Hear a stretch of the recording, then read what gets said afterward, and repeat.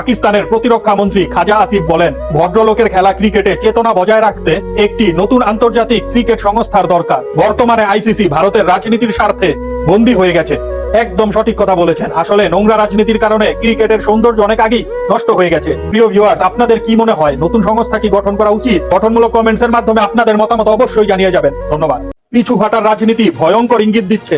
প্রত্যেকে একে একে পিছিয়ে যাচ্ছে। এই পিছিয়ে যাওয়ার ধারায় একদিন তারা সীমান্তের ওপারে পৌঁছে যেতে পারে, এই আশঙ্কা স্পষ্ট। পিছু হাঁটা শুধু রাজনীতি নয়, সার্বভৌমত্বকেও ঝুঁকির মধ্যে ফেলে, বললেন ইনকিলাব মঞ্চের সদস্য সচিব আব্দুল্লাহ আল জাবের। উনার বক্তব্যের সাথে একমত হলে অবশ্যই একটি লাইক দিয়ে যাবেন এবং নতুন কিছু শিখতে পেজটি ফলো করে রাখবেন। ধন্যবাদ। তোর কার্ড তুই নে, চাঁদাবাজি ছেড়ে দে। হান্নান মাসুদ বলেন, বাড়িতে বাড়িতে ফ্যামিলি কার্ড বিতরণ, আওতাবাজি ছাড়া কিছুই না। আমার দল লিফলেট দিচ্ছে, নেওয়ার জন্য নয় বরং হাতিয়াকে দেওয়ার জন্য।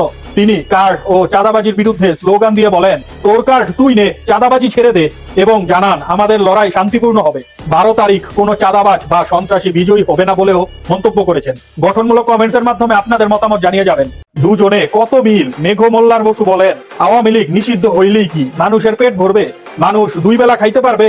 আর ছাত্রদল নেতা আবিদ বলেন, সংস্কার হইলেই কি মানুষের পেট ভরবে? মানুষ তো সংস্কারে ভর দিয়ে খেতে পারবে না। ঠিক আছে না? ওদের দুজনের বক্তব্য কিন্তু খুব সুন্দর, চমৎকার। বাহ বাহ বাহ। ক্ষমতায় আসার আগেই টিআইবির রিপোর্টে বিএনপি চ্যাম্পিয়ন। 17 মাসে 91% সহিংসতায় জড়িত। বিএনপি ক্ষমতায় যেতে পারলে বাকি 9% ফুসিয়ে দিবে, যদিও সেই সুযোগ জনগণ দিবে না।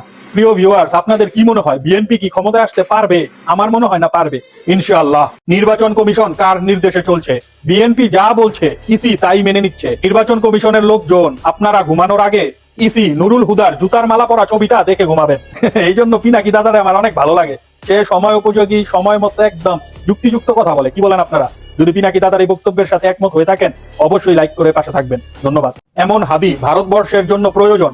একজন হাদি চলে গেছে কিন্তু তার আলো নিভে যায়নি, তার আদর্শ বেঁচে থাকবে আজীবন। এমন হাদি আমাদের ভারতবর্ষের জন্য প্রয়োজন, বললেন ভারতীয় অভিনেতা থালাপতি বিজয়। থালাপতি বিজয়ের কথাটি ভালো লাগলে অবশ্যই একটি লাইক করে যাবেন এবং ভিডিওটি শেয়ার করে সকলকে দেখার সুযোগ করে দিবেন। ধন্যবাদ।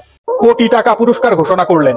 1 কোটি টাকা পুরস্কার যদি কেউ প্রমাণ করতে পারে জন্মদেশের ইতিহাসে জামাত বা শিবির কোন হিন্দুর বাড়ি বা পূজা মণ্ডপে লুট করেছে, এরকমই 1 কোটি টাকার চ্যালেঞ্জ ছুড়ে দিলেন বনিয়ামিন। নতুন সব তথ্য পেতে অবশ্যই পেজটি ফলো করে পাশে থাকার আহ্বান রইল। লাভ লসের হিসাব। আইপিএল খেলতে না পারায় মুস্তাফিজের ক্ষতি হয়েছে 12,36,00,000 টাকা। T20 বিশ্বকাপে অংশগ্রহণ না করায় বাংলাদেশের ক্ষতি 330 কোটি টাকা।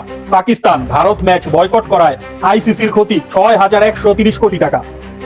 এবার বসে বসে হিসাব করতে থাকো।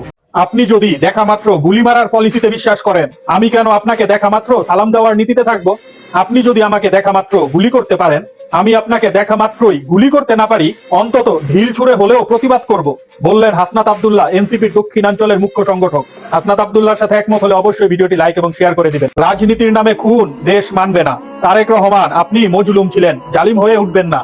নির্বাচন কমিশন হাতে চুরি নিয়ে বসে আছেন কেন?